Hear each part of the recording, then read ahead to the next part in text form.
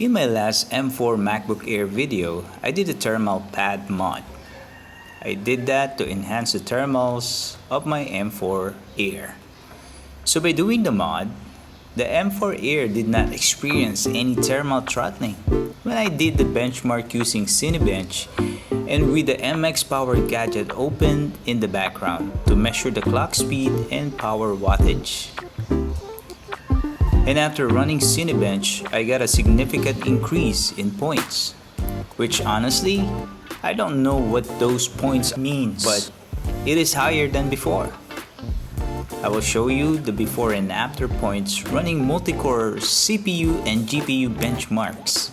I also run the app called 3D Mark and did the wildlife extreme test multiple times. I'll show you the actual screenshot of it as well. Right here, I stopped. I removed the heatsink of this Air, and this is the part that is no turning back. Warranty voided. What? Bro, what are you talking about, man? But it's okay, I plan to keep this M4 Air for a long time anyways. Anything comes up, I'm on my own. I do this at my own risk. And I don't recommend you doing this. My main goal is to enhance the thermals and make this M4 Air run smooth and stable.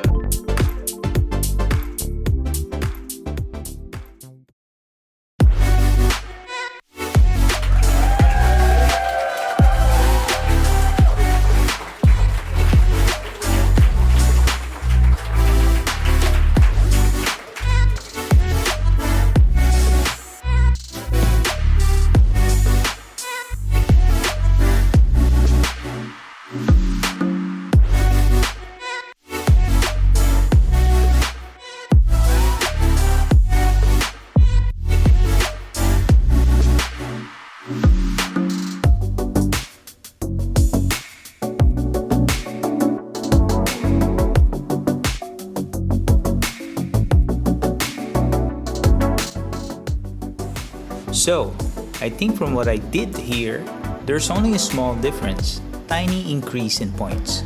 But one thing I'm sure of though, that the M4 Air does not throttle anymore. The clock speed hovers at around 3.3 GHz during the rest of the test compared to 3.1 before, and power wattage runs at 16.5 wattage compared to 14 watts before. I know I may have lost the warranty, but I'm moving forward. I will do another mod this week, and this one is kinda different, so stay tuned. I'll see you guys on the next video.